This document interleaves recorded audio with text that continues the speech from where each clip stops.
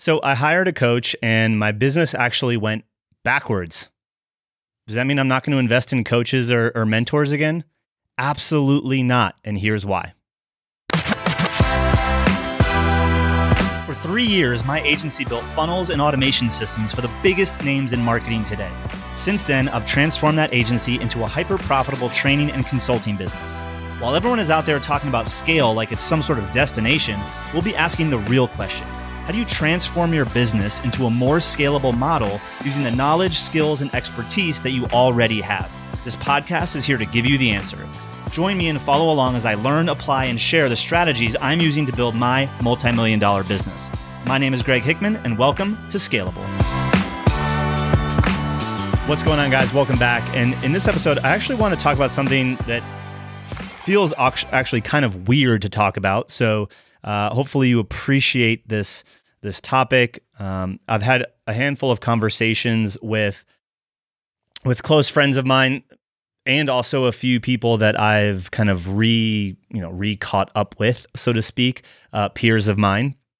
And what I'm finding a lot is the similarities in our stories, really the ups and downs. And if you're trying to build a business, if you're an agency owner and you're trying to grow that, or you're an agency owner and you're trying to get out of that by adding on more leverage streams of revenue like mentorship and coaching, which is a lot of what we teach our clients, guess what? Business is hard.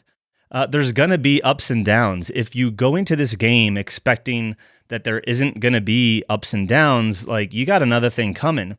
And so in my conversations, I had shared a story about how, now by the time you're listening to this has happened a long time ago, but the story still resonates because the lesson still applies. And it's actually a lesson that I keep telling myself. And again, a lot of this podcast is very much for me.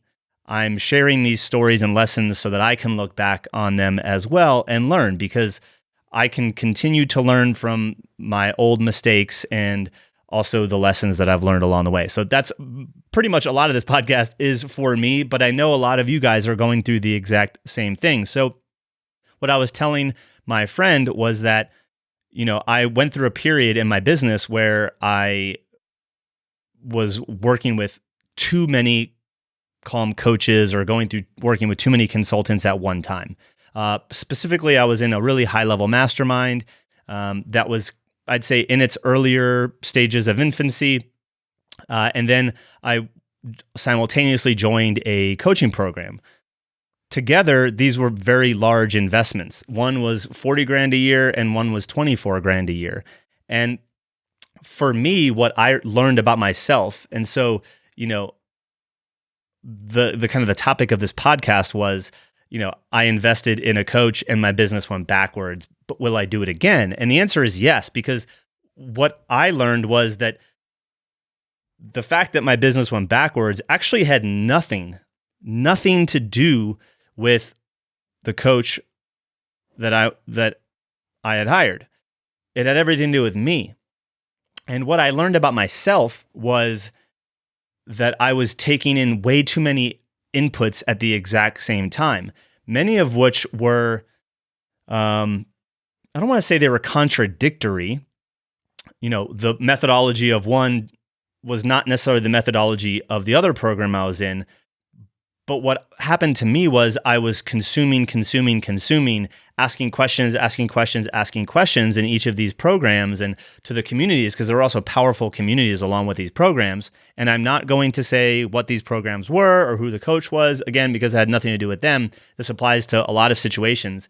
And I just had too many inputs. And because I had too many inputs, I got in my own head. And I got in my own head, thus I actually didn't take any action at all.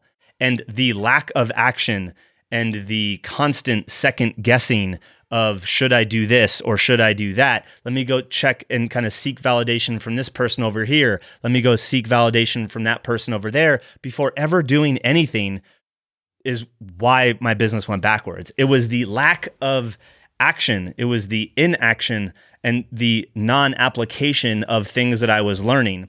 And not only that, It was also the non-application of doing the things that I should have been doing consistently over and over and over again.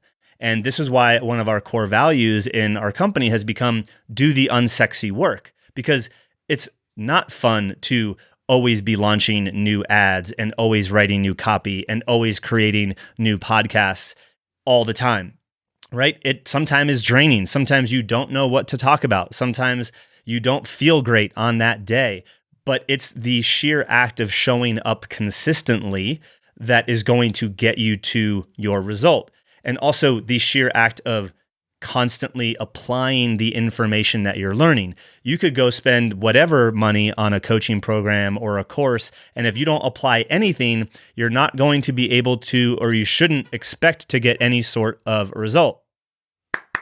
Rocky.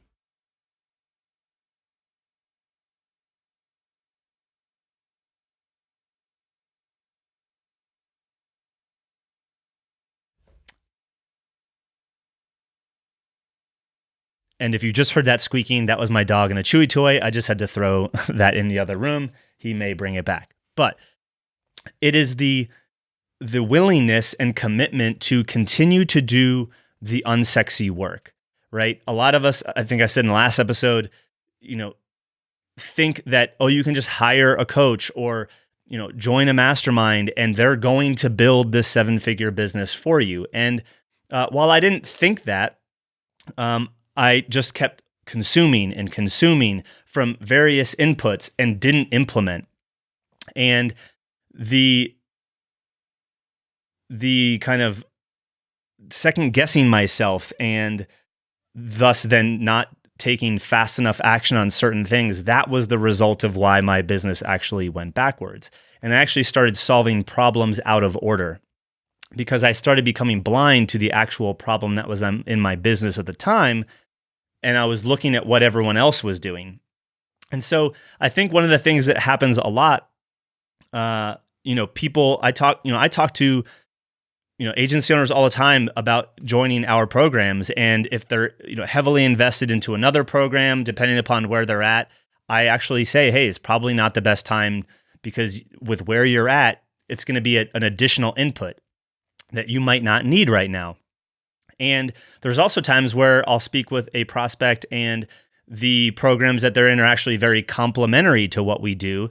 And thus, I don't think it'll be a huge issue. And I think that's okay. I think what I did and my mistake was, the business was growing really quick. Things were really, really good. And so I kind of, honestly, I think had a little bit of an ego and was like, I'm going to invest in all of the best coaches, when I really should have just continued to keep my head down, doing more of what was working and applying more of the things that I hadn't gotten to yet that I knew I needed to do. And instead, I hired coach, consultant, mastermind, whatever, bought a course, and just kept consuming. And that led to a lot of inaction, a lot of second guessing. And with entrepreneurs, it's very easy to get in our own head and then not do anything. It happens all the time. And so that is what happened to me. So I wanted to kind of share that because, people, I tell this story and they're like, well, are you not gonna, you shouldn't hire a coach again? And it's like, no, I actually want to hire a mentor. I want to find the next person that I'm really truly align with and resonate with, because that's the person that I'm going to hire. I'm not going to go invest in 15 different programs all at once because then I have too many inputs. And really, for many of us, and I'm saying this to myself, but also to you, is more likely than not, you know what you need to do, and you just need to be reminded to continue to do it. You don't need to keep learning new stuff.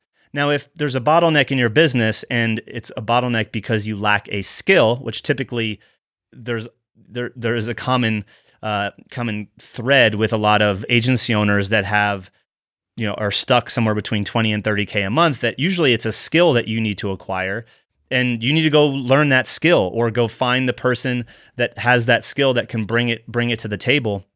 And that's where a lot of these programs do come in handy when you go buy courses. Like I love buying courses to go acquire a new skill so that I have enough knowledge about it to either start doing it myself and then be able to hire someone else to do it internally on our team, and or at least interview someone with some level of knowledge to be able to bring them on board.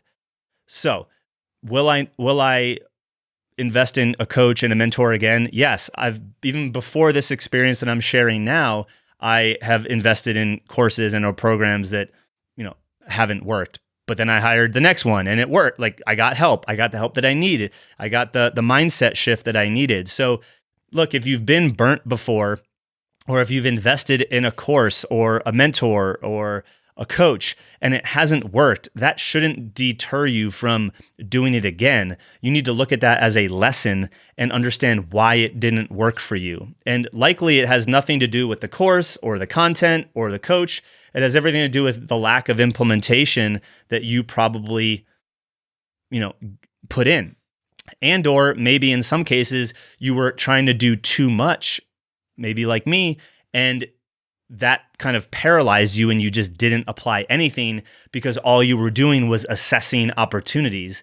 But if all you're doing is assessing opportunities and you never decide to do any one thing, that creates a lot of anxiety. A quote that one of my previous mentors shared just recently that I want to share with you about this kind of feeling is this: anxiety lives in the space between alternatives. Anxiety lives in the space between alternatives. And so if you're consuming all of these things like I had been, you have a lot of options as to, I can do what I learned over here, or I want to model that piece over there, and I want to model that piece over there. And you start giving yourself all of these options and all these alternative paths to doing the thing that could get you to the result. The reality is many of them will probably get you to the exact same result. It's just a matter of deciding. So hopefully this message finds you well today. Again, if you feel like you've been burnt by a course or a coach, don't look at that as a mistake. Look at that as a lesson. Now you know that the next time you invest, you're going to invest more wisely into something that's going to be more of a fit for you. Maybe it just wasn't a fit, but the reality is you wouldn't have known until you did it. So it's actually you've shortened the gap into understanding what you want because now you know more clearly what you don't want. And that's really what I've learned is my major takeaways were I was consuming too much, so I didn't take action. The lack of action was what turned into the lack of result. That's the first one. So that probably could apply to you in many cases. But then the second is, okay, well, now when I go to invest in a mastermind or go to hire a mentor in the future, which I will do, I have a much better sense of what type of person I want to hire, what sort of values do they need to have, what sort of structure do I feel like the program needs to offer in order for me to extract the most value.